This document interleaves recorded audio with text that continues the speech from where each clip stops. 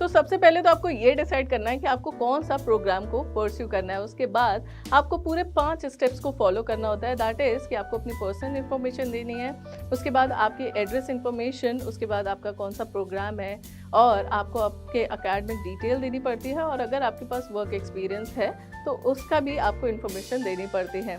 और अगर आपका 50% से कम है तो आपको अपना वर्क एक्सपीरियंस दिखाना बहुत ज़्यादा इंपॉर्टेंट हो जाता है इसमें। बट स्टिल स्टूडेंट्स को ये पूरा एडमिशन प्रोसीजर फॉलो करने में काफ़ी ज़्यादा डिफिकल्टीज आती हैं, काफ़ी ज़्यादा क्वेरीज हैं, which is why we are here. हम आपको स्टेप बाय स्टेप गाइड करते हैं आपके पूरे एडमिशन प्रोसीजर के साथ साथ हम आपके एडमिशन के बाद भी आपके साथ रहते हैं और आपको हर स्टेज पे इंफॉर्मेशन आपको प्रोवाइड करते हैं, आपको हेल्प भी करते हैं।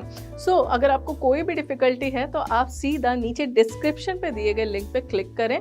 आप सीधा एक और चीज़ कर सकते हैं, वहाँ पे जाके आप अपनी यूनिवर्सिटी के सारे फैक्टर्स को चेक कर सकते हैं। बस आपको कुछ सवालों के जवाब देने हैं एंड आफ्टर दैट आप सीधा यूनिवर्सिटी की वेबसाइट पे भी जा सकते हैं और उसके बाद हम आपको खुद कांटेक्ट करके आपका पूरा एडमिशन प्रोसीजर कंप्लीट करवाते हैं। अब इसमें एक और बहुत ही क्रूशियल चीज़ जो आपको शायद कभी पता भी नहीं चली होगी, वो मैं आपको बताती हूँ कि जब आप रजिस्ट्रेशन करते हैं तो आपको एक रजिस्ट्रेशन नंबर मिलता है और उसमें जो शुरू की 4 डिजिट्स होती हैं वो आपका मंथ होता है फर्स्ट, और उसके बाद आपका कौन सा ईयर है, यानी कि आपको वहां से भी पता चलेगा कि आपका कौन से मंथ से और कौन से ईयर से आपका सेशन स्टार्ट होगा। सो जब आप अपनी पर्सनल डिटेल्स भरते हैं, आप रजिस्टर करते हैं, उसके बाद आपको अपना एप्लीकेशन फॉर्म भरना होता है जिसमें सारी की सारी डिटेल्स आपको फिल करनी पड़ती है, आपको अपने एकेडमिक्स, अपने डॉक्यूमेंट्स फिल करने पड़ते हैं। उसके बाद आता है आपका registration fees which is 1200 rupees which is non refundable, यानी कि आप 1200 रुपये देते हैं तो वो नॉन रिफंडेबल रुपीज़ होते हैं, और उसके अलावा आपके 5000 रुपये और लगते हैं जो कि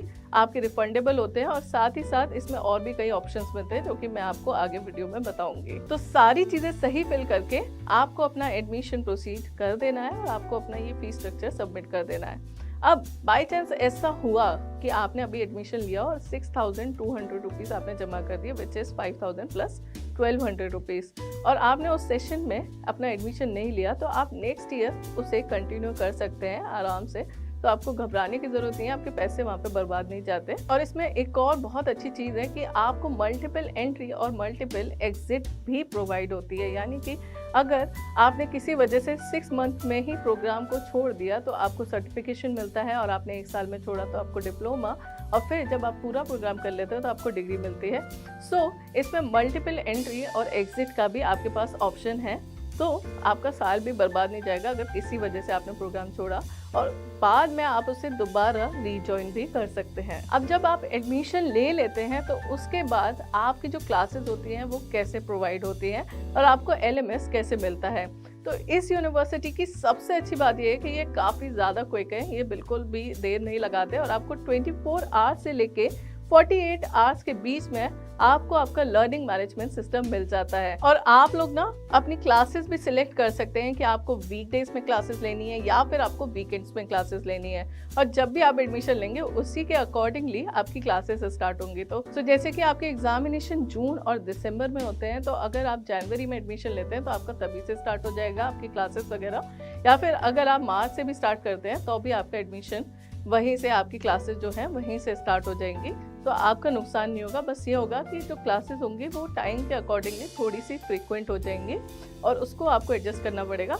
और इसमें आपको पूरा ना सिलेबस आपका कंप्लीट कराया जाता है, तो आपको नुकसान भी नहीं होगा। आपको ऐसा भी नहीं करना पड़ेगा कि जल्दी से पहले का पूरा कोर्स कंप्लीट करना होगा, नहीं, वो पूरी रिस्पॉन्सिबिलिटी आपकी यूनिवर्सिटी लेती है और आपका पूरा कोर्स ना कंप्लीट करवाती है। एग्जामिनेशन ज्वाइन करने के लिए आपको असाइनमेंट देना बहुत इंपॉर्टेंट है, जिसके 30 मार्क्स होते हैं। तो पहले आप असाइनमेंट सबमिट करेंगे, उसके बाद ही आप एग्जामिनेशन दे सकते हैं, और एग्जामिनेशन का जो विंडो होता है वो 1 महीने पहले ही लाइव हो जाता है, जिसकी नोटिफिकेशन आपको मिल जाएगी।